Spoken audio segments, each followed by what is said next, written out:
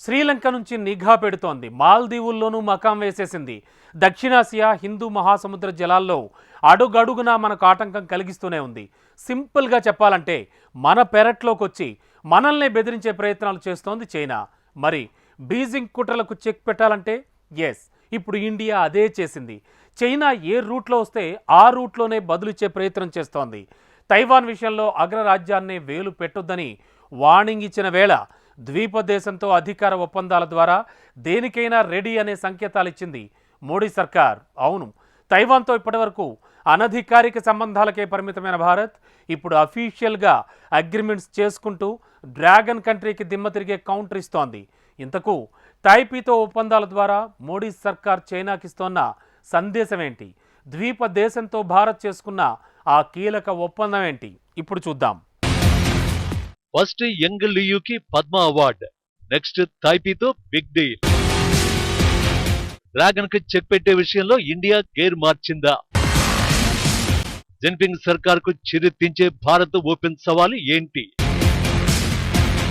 Taiwan 2.3 కోట్ల జనాభా ఉండే చిన్న ద్వీప దేశం. ఈ పేరు వినపడగానే వెంటనే చైనా స్ఫురణకు వస్తుంది. ఎందుకంటే ఈ ద్వీప దేశంపై డ్రాగన్ కన్ను ఇప్పటిది కాదు. దశాబ్దాలుగా తైపీ ఆక్రమణ కుట్రలు జరుగుతూనే ఉన్నాయి. ప్రజాస్వామ్య ప్రభుత్వ పాలనలో కొనసాగుతున్న తైవాన్ ను 70 ఏళ్లుగా మాతృదేశానికి ద్రోహం తలపెట్టిన భూభాగంగా పరిగణిస్తోంది చైనా. దాన్ని తమ దేశంలో భాగంగానే గుర్తించాలంటూ ప్రపంచ దేశాలన్నింటిపైన ఒత్తిడి తెస్తోంది కూడా. దీంతో కేవలం 16 దేశాలు మాత్రమే తైపీతో అధికారికంగా దౌత్య సంబంధాలు నెరుపుతున్నాయి. అత్యధిక దేశాలు అనధికారికంగా సంబంధాలు కొనసాగిస్తున్నాయి. సింపుల్ గా చెప్పాలంటే తైవాన్ అంతర్జాతీయ హోదాపై ఒక స్పష్టత అంటూ లేదు. ఇలాంటి సమయంలో తైవాన్ తో ఏ దేశం ఎలాంటి ఒప్పందాలు కుదుర్చుకున్నా బీజింగ్ కు ఎక్కడో కాలుతుంది. కానీ ఇండియా ఆ విషయంలోనే జిన్పింగ్ ప్రభుత్వాన్ని ఓపెన్ గా సవాల్ చేస్తోంది.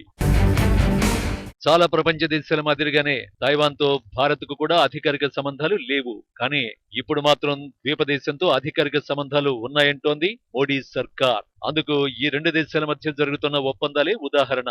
ఇటీవల తైపీలో మరోసారి ప్రజాస్వామ్య పాలన అందుబాటులోకి వచ్చింది.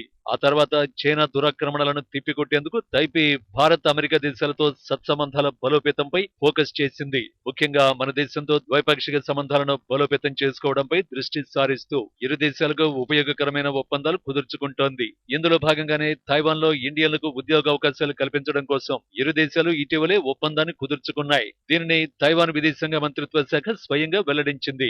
ఆ ఒప్పందంలో భాగంగా అక్షరాల 1,00,000 మంది భారతీయుల్ని తమ దేశానికి ఆహ్వానించింది తైపీ.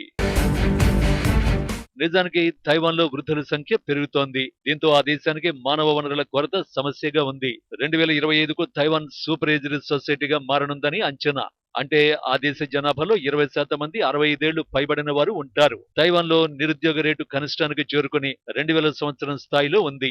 $790 బిలియన్ తైపీ ఆర్థిక వ్యవస్థ మరింత ముందుకు వెళ్లడానికి శ్రామికులు అవసరం. ఈ కారణంగానే తైవాన్ ప్రస్తుతం వలస కార్మికుల మీద ఆధారపడుతోంది. ఇప్పటికే వియత్నాం, థాయిలాండ్, ఇండోనేషియా, ఫిలిప్పీన్స్ దేశాలకు చెందిన 7 లక్షల మంది తైవాన్ లో పనిచేస్తున్నారు. ఆ లిస్ట్ లోకి ఇండియాను చేర్చి మరో 1,00,000 మందిని తమ దేశానికి ఆహ్వానించాలని తైపీ లక్ష్యంగా పెట్టుకుంది. ఈ ఒప్పందం ద్వారా స్థానికులతో సమానంగా భారతీయులకు వేతనాలు, బీమా సదుపాయాలు కల్పించేందుకు సిద్ధమని ప్రకటించింది. ఈ భారీ ఒప్పందం ద్వారా తైవాన్ తో భారత్ అధికారిక సంబంధాలు నెరుపుతున్నట్టే లెక్క. అంతేకాదు భవిష్యత్తులో తైవాన్ పై చైనా దాడికి ప్రయత్నిస్తే భారత్ ఆ దేశంలో ఉన్న భారతీయుల గురించి గళం వినిపించడంతో పాటు తైవాన్ కు మద్దతుగా యుద్ధంలో దిగే అవకాశం ఉంటుంది. అందుకే ఇది జిన్పింగ్ సర్కార్ కు ఓపెన్ సవాల్ అనేది. తైపీతో ఒప్పందాన్ని పక్కన పెడితే మోడీ సర్కారు ఇటీవల ప్రకటించిన పద్మ అవార్డులు కూడా బీజింగ్ మైండ్ బ్లాంక్ చేసేశాయి. ఎందుకంటే తైవాన్ కు చెందిన ఫాక్స్కాన్ చైర్మన్ సీఈఓ యంగ్ లియూకు మోడీ సర్కార్ పద్మభూషణ్ అవార్డు ప్రకటించింది. భారత్ లోని అత్యున్నత 3వ పౌర పురస్కారం పద్మభూషణ్. యంగ్ లియూకి పద్మభూషణ్ ప్రకటించడం అంటే చైనాను కవించడమే. అంతేగాక ఈ అవార్డును అందుకుంటున్న తొలి తైవానీయుడు యంగ్ లియూనే. లియూకు పద్మ అవార్డును ప్రకటించడం ద్వారా తైవాన్ ను అధికారికంగా గుర్తించినట్టు చెప్పకనే చెప్పిందన్నమాట.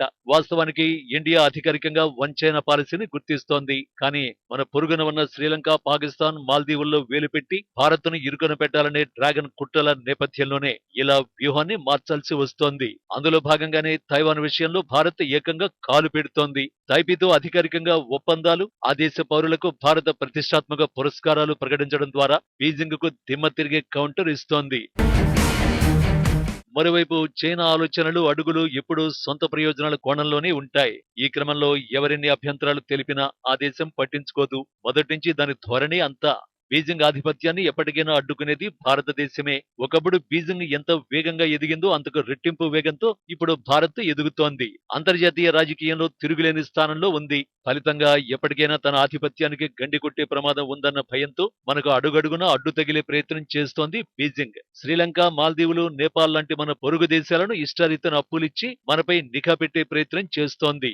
ఇటీవల మాల్దీవులతో వివాదంలో కంటికి కనిపించని కుట్రలన్నీ డ్రాగన్ కంట్రీవే. సింపుల్ గా చెప్పాలంటే మన పెరట్లోకి చొరబడి మనల్ని బెదిరించే ప్రయత్నాలు చేస్తోంది బీజింగ్. అందుకే ఇప్పుడు ఇండియా అదే రూట్ లో జిన్పింగ్ సర్కార్ కు మైండ్ బ్లాంక్ చేయాలని డిసైడ్ అయింది. అందులో భాగంగానే చైనా తనది అని చెబుతున్న తైవాన్ ను అధికారికంగా గుర్తిస్తూ అడ్డం తగులుతోంది.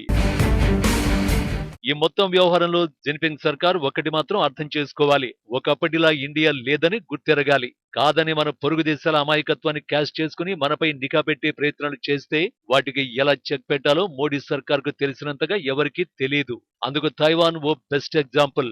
మరి ఇప్పటికైనా డర్టీ డ్రాగన్ లో మార్పు వస్తుందేమో చూడాలి.